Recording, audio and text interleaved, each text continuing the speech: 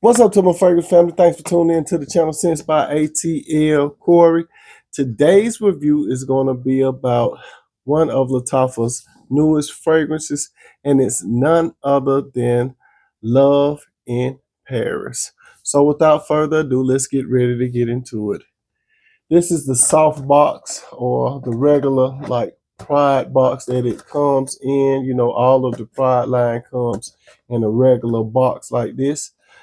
And you also have a hard copy that's inside of this box, and this is what it looks like. It's like a wood type of box. Your cologne sits here just like this, pretty good. You do have a booklet that's on the inside that gives you the latest or the newer ones that will be coming out in the future. And it has the old ones in it too as well, but it does have some newer ones that's coming out. So that's included on the inside of the box. And you have the actual bottle that is textured in the same way, wood type of look with the logo and the hard copy of Love in Paris.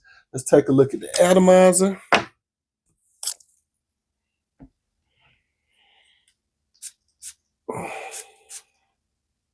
Not pressurized, but it does disperse pretty good, give you even coverage. All right, so let's get ready to get into it. The notes in Love in Paris are caramelized apple, heart of pomeros, maple syrup, benzoin, roasted tonka bean, patchouli, amber, and cashmere. Now, when the fragrance first opens up, you do get a very, very lovely caramelized apple. And I like this about the fragrance. I really wish that the fragrance would have stayed like this, but you know, fruit notes, they do die down a little bit. But some of them, some fruit fragrances do last a little bit, but this one, it opens up very, very lovely in my opinion. That caramelized apple, um, it gives a lovely fruity smell, but it's more of a cooked, a buttery cooked apple, in my opinion. Yeah, it's more of a buttery cooked green apple with some spice, and it's more like a cinnamon spice, at least off of my skin. Very, very lovely. Now, the Pomerose note that's in this, that is new to me, but it's supposed to be more of a synthetic fragrance molecule that has more of a floral, fruity, honey-like peach type of smell. So, if anything, it just adds more fruitiness to that apple, caramelized apple note in the top. Very, very lovely. Now, I will say that that fruitiness or that caramelized apple smell only lasts for about 30 minutes, or at least on my skin, no longer than an hour. Now, like I said, I wish that smell would have lasted a little longer. Now, after about an hour, that's when you start to get those gourmand notes to start coming out a little bit. Um, you start to get more of that maple syrup to come out. And that maple syrup kind of gives off more of a sweet, warm, um, pancake type of syrup.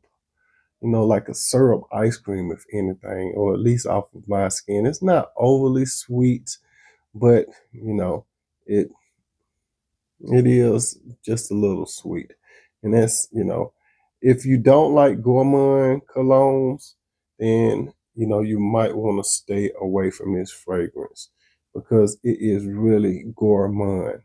Now, the tonka bean or the roasted tonka bean that's in this one, it is pretty good. I do like the way that they did this roasted tonka bean. Now, this roasted tonka bean has more of a almond type nuance.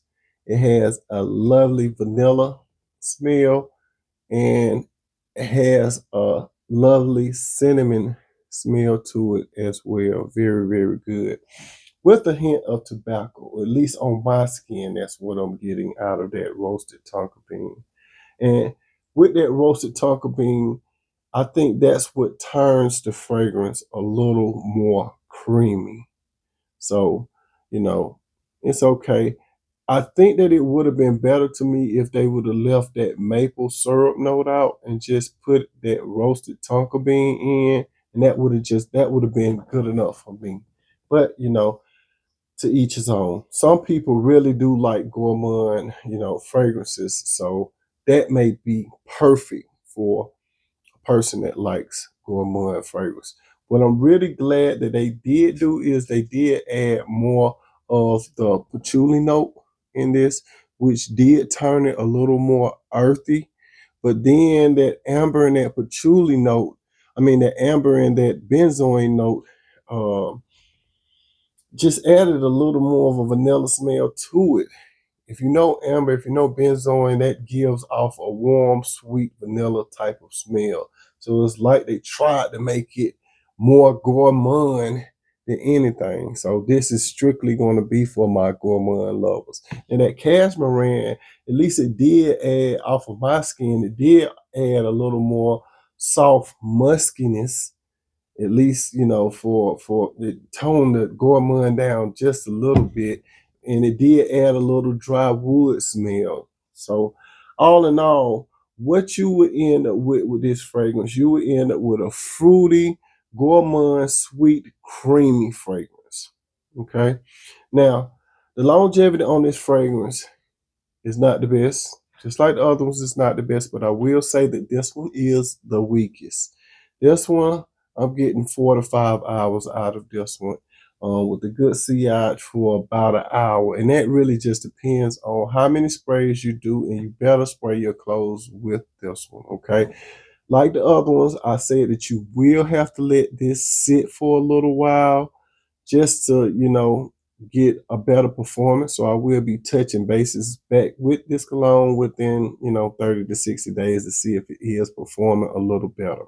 The seasons that I think that this cologne would be good for, it would strictly be good for the spring and the summer right now, because I don't think that it will perform that good in cold weather. You know, I just don't think it would cut through that cold weather very, very good. So I think this one would be good for the spring and the summertime. The settings that I think that this would be good for, this would be a great office scent. You're going to smell like, vanilla cake with slices of apple.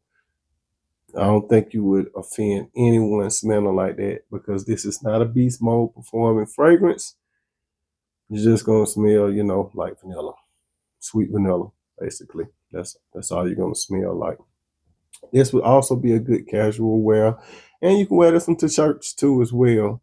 So, when I wore this one, I did do 12 sprays. I did wear it 3 times just to get a full good wearing experience out of this one. If I had to rate this one, I would give it a 6.7. It's a pretty good fragrance, but like I say, you would have to love gourmand fragrances.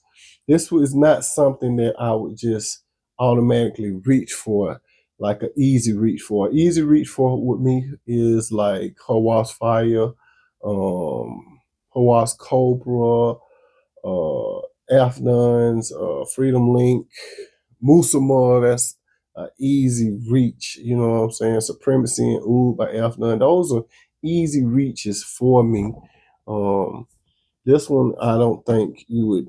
This is not an easy reach for me, but for somebody else, it might be a easy reach. You know what I'm saying? If you really like gourmand fragrances and vanilla is your thing, then this would be a good safe blind buy, in my opinion, for those type of people.